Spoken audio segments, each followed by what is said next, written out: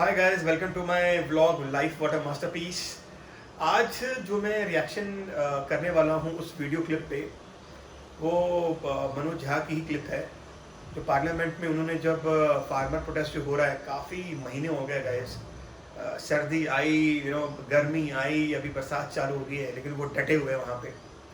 वो 3 जो काले कानून हैं, as per them, okay, that is going to impact all of us as a whole in future. अगर वो तीनों के तीनों बिल अगर फिर से कैंसिल नहीं किए जाते, मतलब निरस्त नहीं किए जाते, तो उनके ऊपर कितनी कितनी तराज़ाएँ दी हैं गवर्नमेंट ने।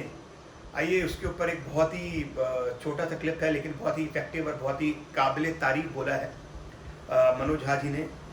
फिर से उस उन काले कानूनों को के ऊपर, और वो काफ़ी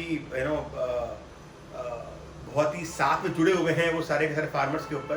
तो आइए देखते हैं। लोकतंत्र में तो हम सुनते थे कि सुनना और सुनाना दोनों लोकतंत्र की अद्भुत कला होनी चाहिए। आप सुनाने में यकीन करने लगे हैं, सुनना आप भूल गए हैं, खास करके इस टर्म में तो बिल्कुल ही भूल गए हैं। एनीवे सर, माननीय सभापति महोदय, ये बंदा बड़ा बहुत ही ज़्यादा इंटेलेक्चुअल बंदा है। जो बोलता है एकदम अप टू द पॉइंट बोलता है, ना ऊपर ना कम ना ज़्यादा, एकदम परफेक्ट पॉइंट टू पॉइंट बोलता है, क्योंकि वहाँ पे उनको टाइम भी शायद कम मिलता है। तो उस 3-4 मिनटों में उनको बहुत सारी चीज़ें वहाँ पे बोलनी पड़ती हैं, अपनी सब बातें वहाँ रखनी पड़ती हैं। तो ये बंदे में जान है बॉस, सीरियसली ये बंदे में जान है, और मैं इसको फॉलो कर रहा हूँ कल से। राष्ट्रपति जी के अभिभाषण का एक ऐतिहासिक संदर्भ होता है। हम सब जानते हैं कि सरकार स्क्रिप्ट तैयार करती है। बीते 29 जनवरी को जब महामहिम का अभिभाषण हुआ था, हम में से 19 दलों ने उसमें शिरकत नहीं की थी। माफी के साथ कहता हूं, कष्ट भी हुआ था, क्योंकि एक बहुत महत्वपूर्ण ओकेजन होता है। लेकिन माननीय सभापति महोदय, माननीय राष्ट्रपति जी का अभिभाषण जब समकालीन यथार्थ से, दुख और दर्द से, रंजो गम से मीलों दूर खड़ा हो, तो कैसे शामिल हो जाए माननीय सभापति महोदय? बड़ी मुश्किल होती है। सिंघू बॉर्डर, टिकरी बॉर्डर, गाजीपुर, और ये तो 3 महत्वपूर्ण केंद्र हैं छोटे छोटे हलकों में।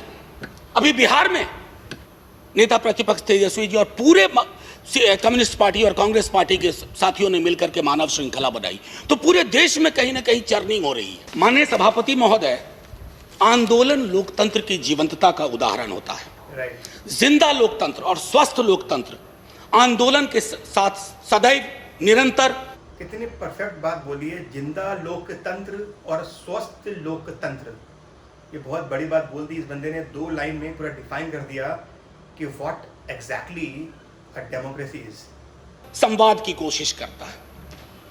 सर, एक आशय मैं यहां रखना चाहता हूं।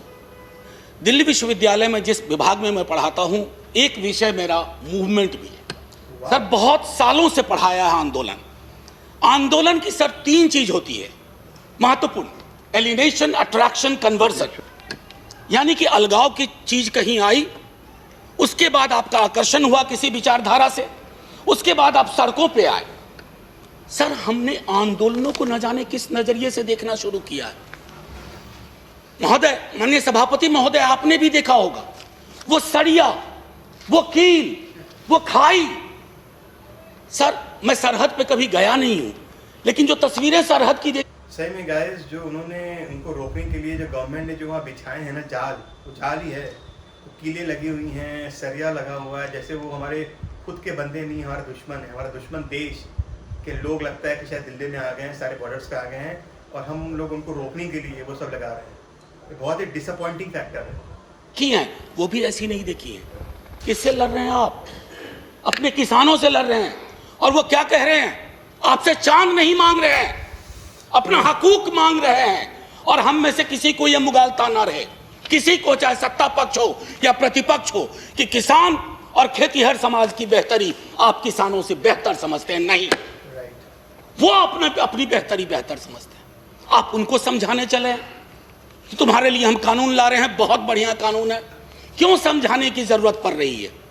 क्यों खालिस्तान, पाकिस्तान टुकड़े टुकड़े आगे लाने की जरूरत पड़ रही है? अरे, हमारा लोकतंत्र बहुत मजबूत है, किसी के एक ट्वीट से कमजोर नहीं होगा। आपने विमर्श को कमजोर कर दिया है।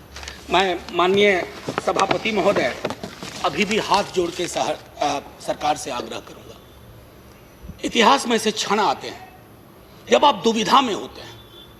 प्लीज आपके माध्यम से रिक्वेस्ट कर रहा हूं, हाथ जोड़ करके आप दर्द समझिए किसानों का।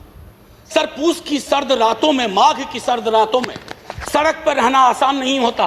पानी बंद कर दिया, शौचालय। गाइस, ये बहुत ही बड़ा सेटबैक था जब मैंने ये सुना कि पानी बंद कर दिया उनके लिए टॉयलेट्स बंद कर दिए। मतलब वो बंदे वाटर टैंक भी वहाँ नहीं आ सकते, तो बिना पानी के इंसान कैसे जी सकता है?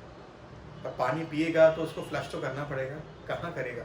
वो तक रोक दिया। इतनी दुश्मनी, इतनी अंदर से जलन और इतनी अंदर से एजिटेशन उनके लिए, जो अपने हक के लिए की लड़ाई लड़ रहे हैं और उनको हक बनता है।